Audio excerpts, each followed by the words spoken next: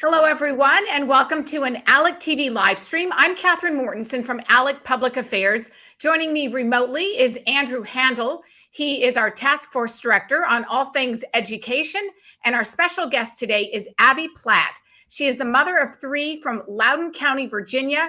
Her children have been just sort of at ground zero with all the issues with the COVIDs, the schools, restrictions, the mandates, and Abbie's been on the front lines fighting for parental rights and parents' empowerment.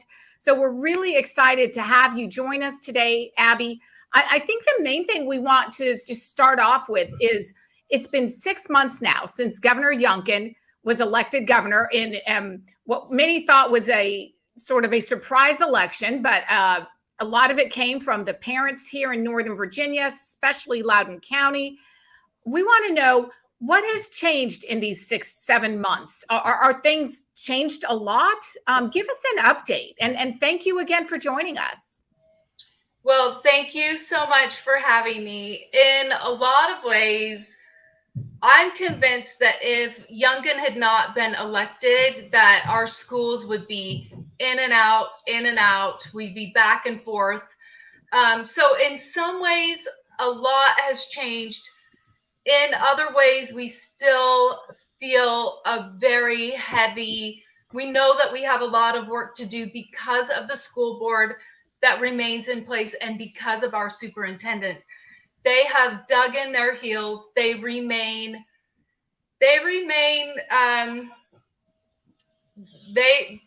to dig in their heels. They're not going to budge at all. So we're in kind of a weird spot where they continue to push really progressive ideologies and deny the fact that critical race theory is being taught every single day. So stuff like that, I mean, I don't want I want to readily acknowledge that having a new governor has made a huge difference.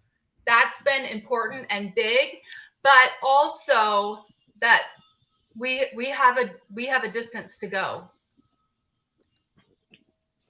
And Abbie, I know this wasn't one of the questions that we had discussed ahead of time, but I would love to get your reaction as a parent in Virginia when Terry McAuliffe got up onto that debate stage and he said the quiet part out loud, right? He said, "I don't think parents should be telling schools what they should do." And then President Biden just a week or two ago, I believe, as he was awarding National Teacher of the Year, he said they're not somebody else's children.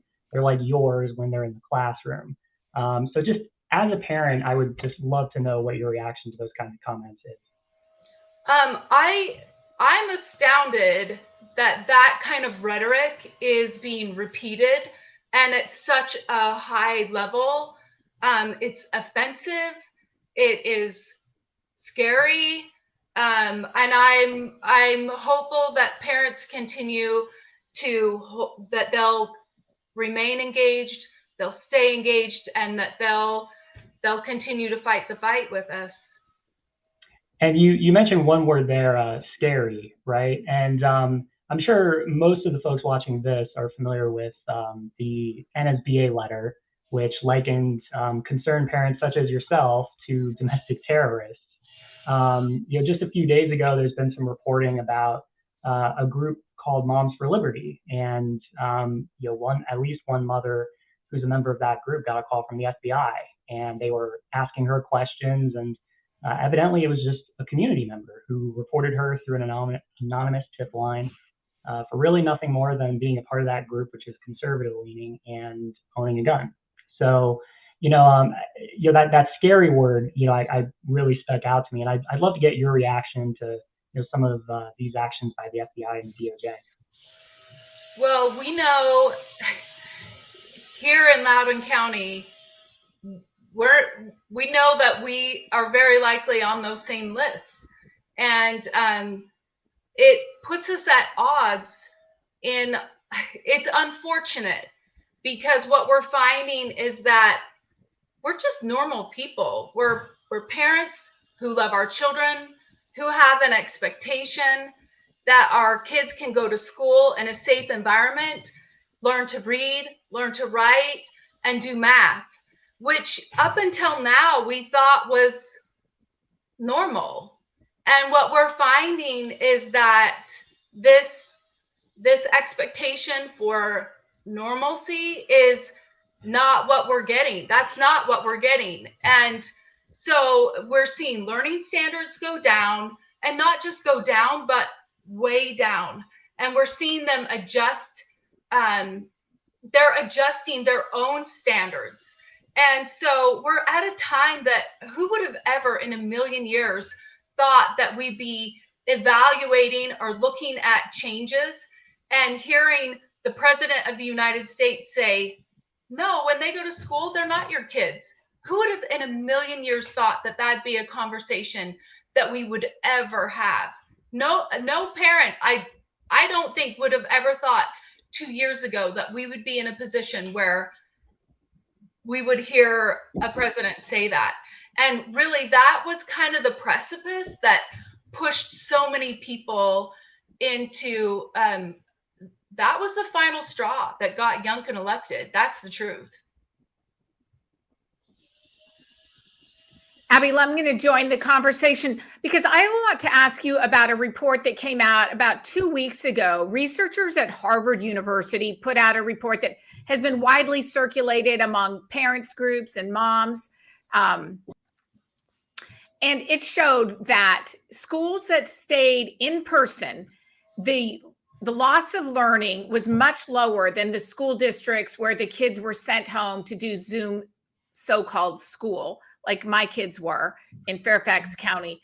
And so what they're predicting is that the gap is just going to widen between the more wealthy students and the minority, less wealthy students.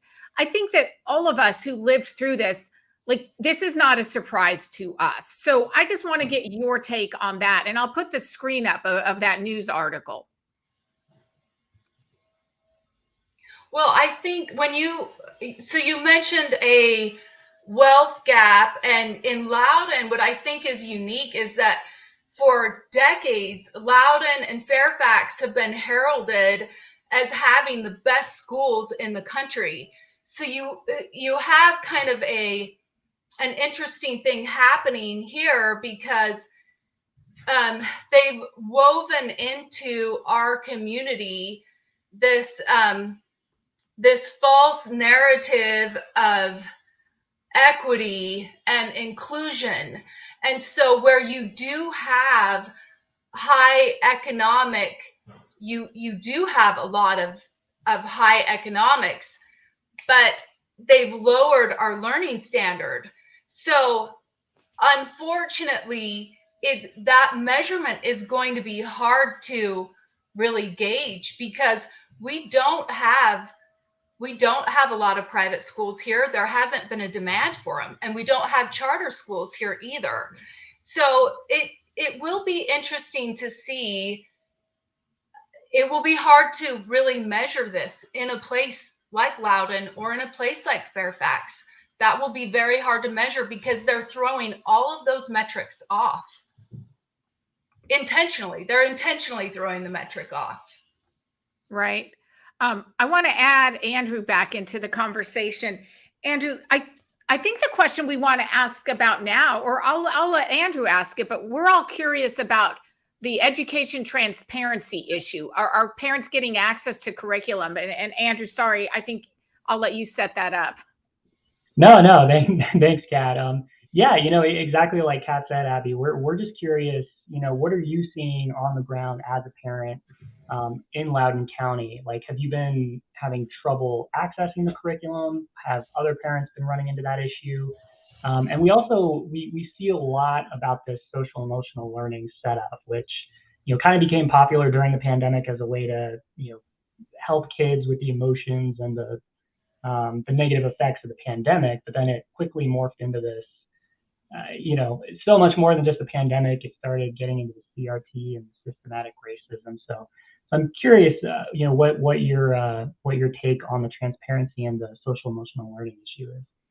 Well, the social and emotional learning is really just it's a way to mask critical race theory. And what they're doing is they are they're taking something that they know parents don't know about, and the ones that are well versed in it don't actually want in the school.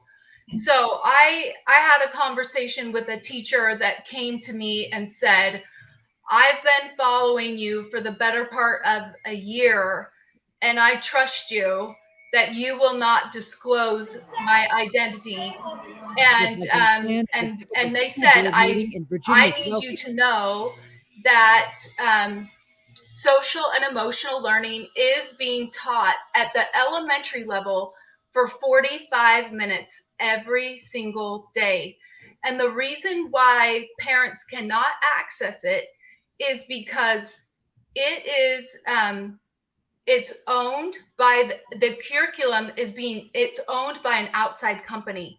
So somebody comes in and teachers have to download it onto their computer, and they'll come in and make sure that it's downloaded, but then they give it back. So the LCPS does not own it. And that's why if a parent says, hey, what is this? What are you teaching our children? They don't actually own the curriculum. And that's how they navigate that conversation and keep it out of our hands. They keep it, they say, we're not able to distribute it. We don't own it. So it is, I've connected with 2 parents that were able to opt their kids out. But I'm told it took them months, and they don't want their identity shared either, because as people, anyone who's tracked what's happened in Loudoun County knows that if you have the audacity to speak up, that someone who doesn't agree with you will dox you. They'll come after your business. They'll come after your job. They'll do what they can to shut you down. So you have to be prepared for that backlash. That's a very real thing. Abbie, I want to ask, because this morning as I was driving into work, I was listening to the radio station, and there was a mother from Montgomery County, Maryland, just across the river from us, across the Potomac River. She has a 5th grade student, and from what I heard from her conversation on the radio, it sounded like her student was unvaccinated, was told they had to quarantine, couldn't come into the class because there were 3 students in the school that had tested positive for COVID. They considered this some sort of an uptick, and they were asking all unvaccinated students to go and learn from home, quote, learn. And so she was calling in just to say, hey, this is outrageous. The school district doesn't seem to have a really cohesive message. I can't figure out what guidelines they're following. None of this makes any sense. And I know in Fairfax County, parents are similarly starting to get letters, because there is a bit of an uptick in the COVID, saying, someone tested positive, and then parents don't know, well, does their sibling have to stay home? What are the rules? It's all very unclear, and I think confusing for parents. And are you seeing any of this resurgence in Loudoun County? Well, yes and no. You're hearing about it for sure, but if you go and you compare numbers to numbers, they're not even close to what they were in January. So, I mean, it's so tricky because I want to be careful in what I say. It feels so often like a lot of this narrative feels like it's driven by a political deadline, or maybe something that's coming up this weekend, like a primary election. When things are happening around us, there seems to be a connection to other things that maybe they don't like. So it's tricky because yes, we're seeing an impact in our schools, and I have to ask why. What is it that they want to control? That's the challenge I have as a parent, is what is it that they're trying to control? Right. All along, that's been my question. What is it you're trying to control? And like the parent that I heard on the radio, she sort of ended the conversation with the question, is this ever going to end? And the point is no, I guess they don't want this to end. They don't want anything to go back to normal. That's how it feels, I think. Yeah. So I want to be sensitive to my neighbor, but I was driving home yesterday and my darling neighbor was, in the front with her girls, and she was home. She works, but their daycare has been canceled for the next 10 days, 2 weeks, because they've had a resurgence and an outbreak, and so daycare is canceled. And that has a huge impact on her ability to work, on her husband's ability to work. And so she's at home with these little girls who looked healthy to me. They weren't sick. I wouldn't have kept my children away from them. And I think at some point I just have to wonder, when are we going to stop testing and testing and testing? What at this point, what does it look like? Are we talking about a runny nose? Are we talking about a temperature of 98? And I'm not a health professional, so I obviously need to be very careful, but at some point I hope to get us back to normal everyday function and learning, because there's an economic impact, there's a familial impact, and it just seems like an overreach, and that is unnecessary to me. And I think you're hitting on a key point there, which is, parents are just confused right now. I mean, I was talking to a school board member yesterday from another state, and he had mentioned that he was just elected a few months ago on all of the changes with COVID, and one of the things they want to do is codify into the school board's regulations. Here's how we're going to react in the future if we ever need to consider additional steps with the pandemic, so whether that be masking or remote learning or whatever it might be. The idea is parents know here's the procedure and here's the strict criteria. It has to be really, really bad in order for us to do any of this stuff. So I think that's really key. And then I'm curious, and maybe you've seen or heard the opinions of other parents on this, but how are some of the decisions in Loudoun County affecting pre-K students? I know Loudoun County has the Head Start program, which is federally funded. I'm curious, we know the school board has its issues, and I'm curious, how much input they're providing there on that pre-K program and what might be happening there. That is a good question. I've heard from a couple of preschool teachers that were really frustrated that even when our LCPS stopped with the masking, they were still required. They did not get that exemption, that when it was lifted for everyone else, teachers and babies were still masked for so much longer than everyone else. They fall into a really strange category that is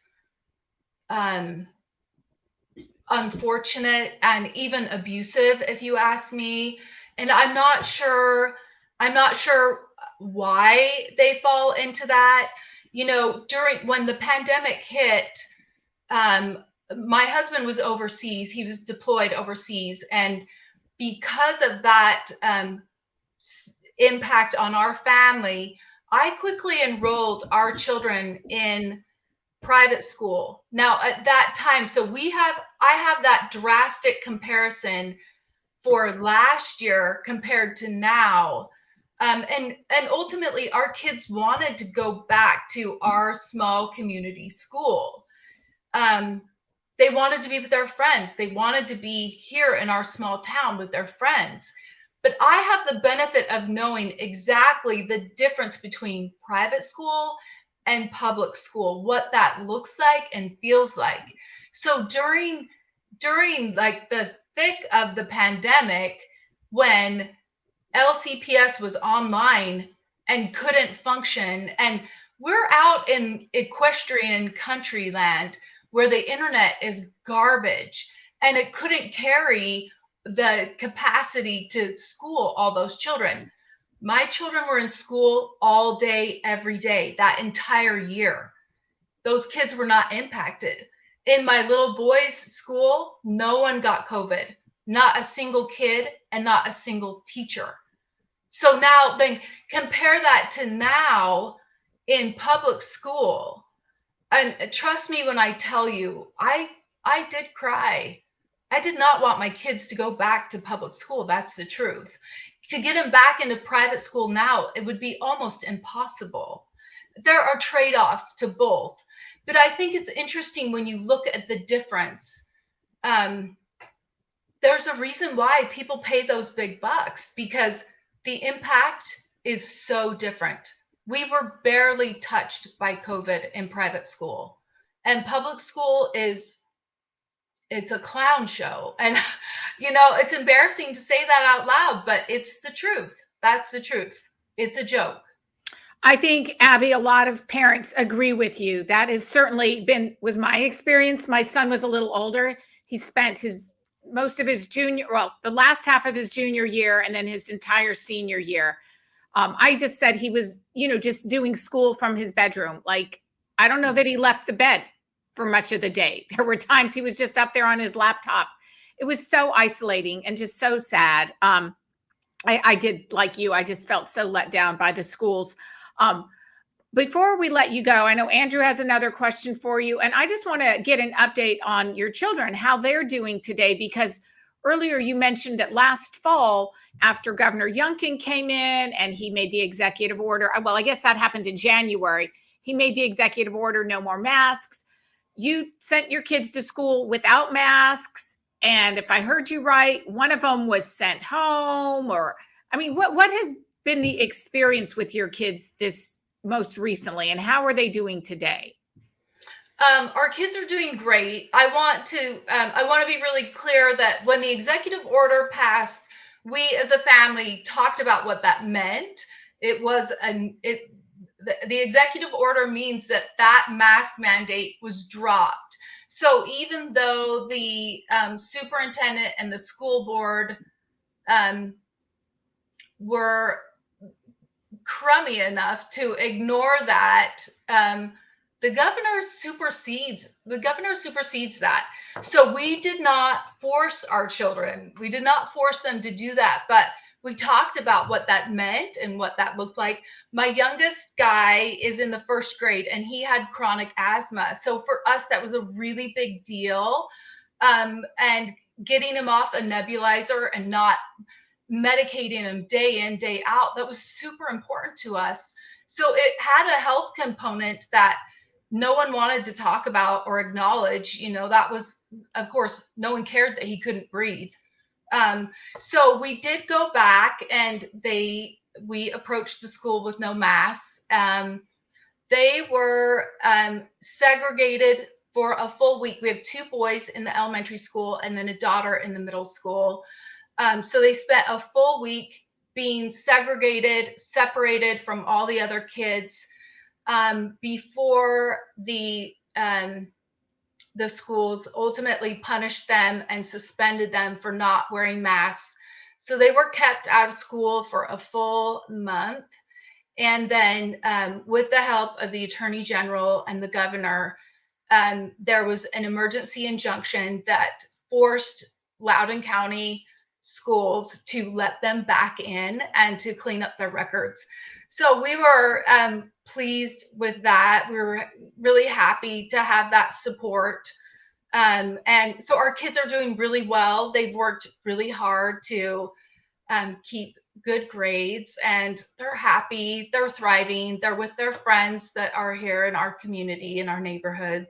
So they're doing great. And It's interesting. I was born out west. I was born and raised in the most conservative county in America.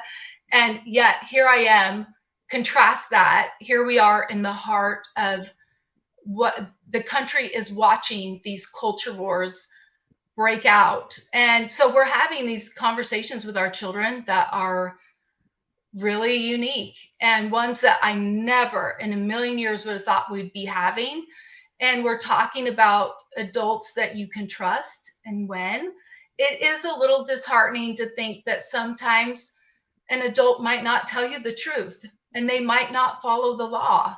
And when we walked up to the school and a principal says, like, you can't come in, that is an important conversation to have with a child. When a principal piles on truancy and truancy on top of a suspension, that is really disgusting and wrong. And to have a governor and an attorney general by court order demand that they clean that up. These will make our kids stronger and smarter. It's unfortunate that my small kids are learning these kind of lessons, but they'll be better people for it. And we're proud of them, and they're doing really great. And Abbie, what are some things that you think state lawmakers can do in Virginia to kind of, help this along? Obviously, with Governor Youngkin in office now, there's a lot of discussion about, the transparency and keeping schools open.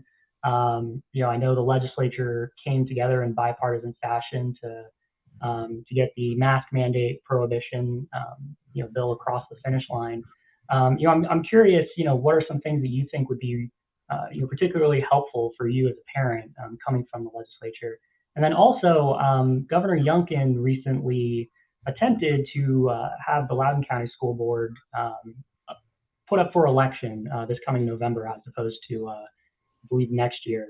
So I'm curious, what your take on that strategy was as well. Well, we were disappointed that there wasn't enough support in the state Senate to get that through. Of course, we watched that carefully. I think that it underscores how important it is to support and to be aware of what's happening at the school board, at your county supervisors, and in all of those state and House seats.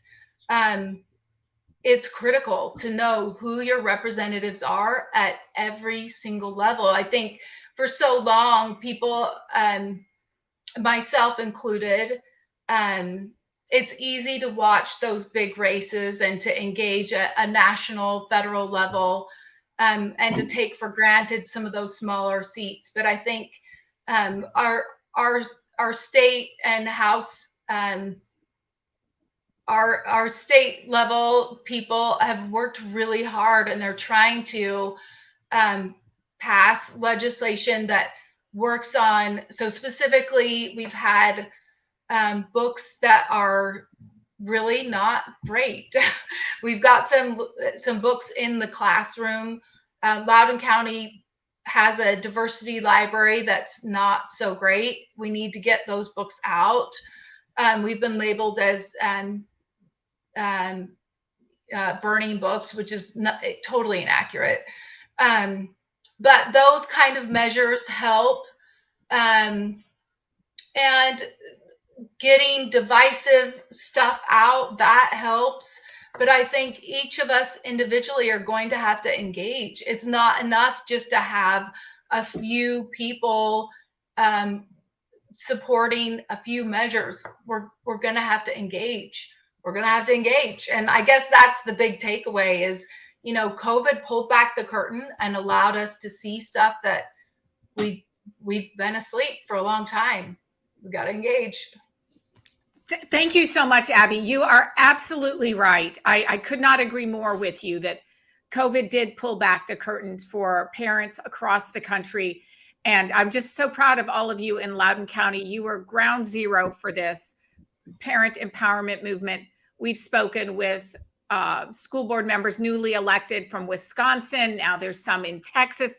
I mean, they're flipping these school boards all over the country. Parents just like you who are saying, what's going on, we want to say, and this is just so empowering, I think, to parents to hear from someone like you who has been really at the front lines of this. So thank you for everything that you have done and are continuing to do.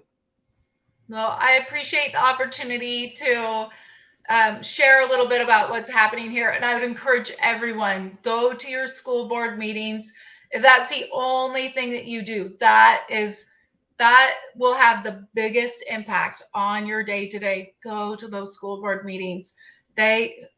You will be stunned at what is happening there. A lot of the stuff that's happening right here, right now, started in 2014, 2015. And we didn't know. We just didn't know. We took for granted. Well, thank you, Abbie. And Andrew, any last words you want to say? I'll let you close it out.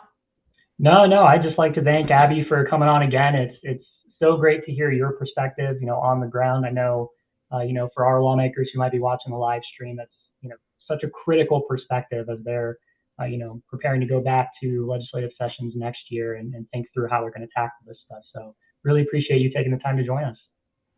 Thank you, Abbie. Thanks, Andrew. And we'll see you next time on another ALEC TV live stream. Thank you.